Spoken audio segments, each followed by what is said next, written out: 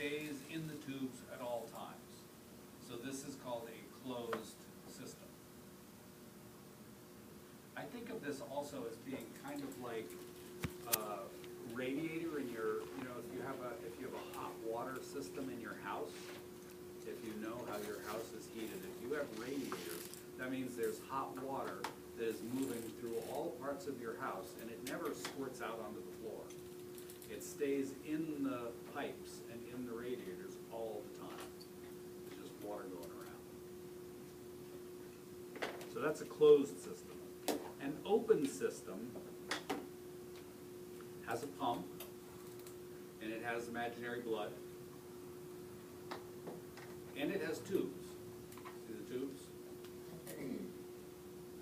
But the way it works is that it squirts the blood directly to the places that most need it, those organs.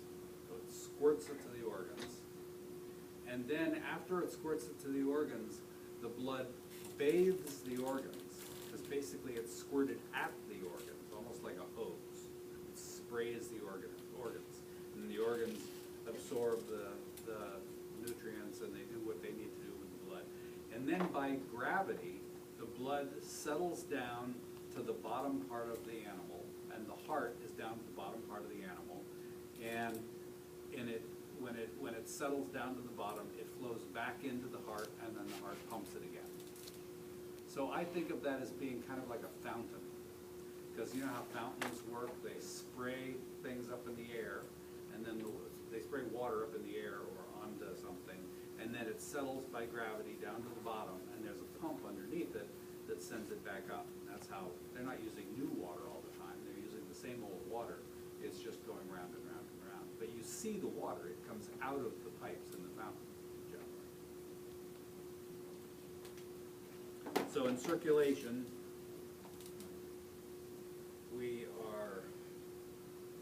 we're asking, first of all, does it have a complete system? And to have a complete system, it has to have blood, it has to have tubes, and it has to have a pump. And if it has a complete system, is that system closed or is it open? That's sort of the second question.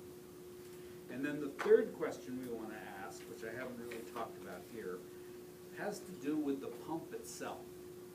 Because it could have a really efficient pump, or it can have a not so efficient pump. So let me explain a little bit about the difference between a really efficient pump and a not so efficient pump. If the pump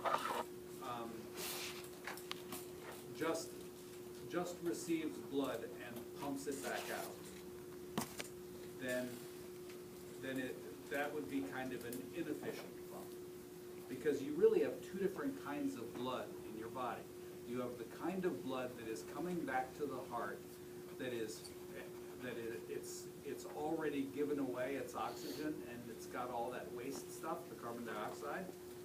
And then you also have some blood that is coming from wherever you get your oxygen, from your gills or from your heart, from your lungs. So you've got blood that's full of oxygen, and you've got blood that doesn't have very much oxygen.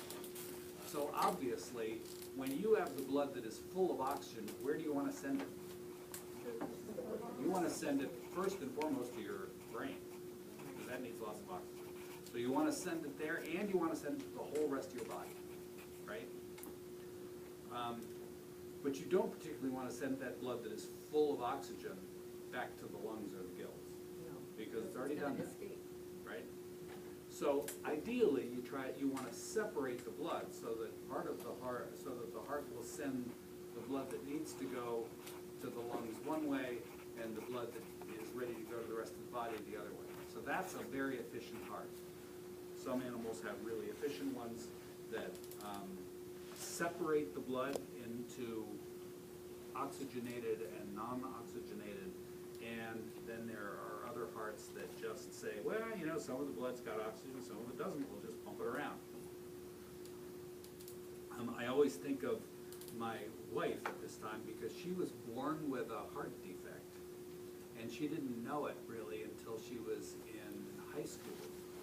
but she really had a hard time running. She just got out of breath all the time. She couldn't really run.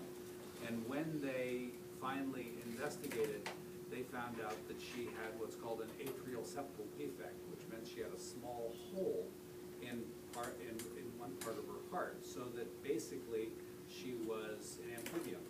Her heart was mixing.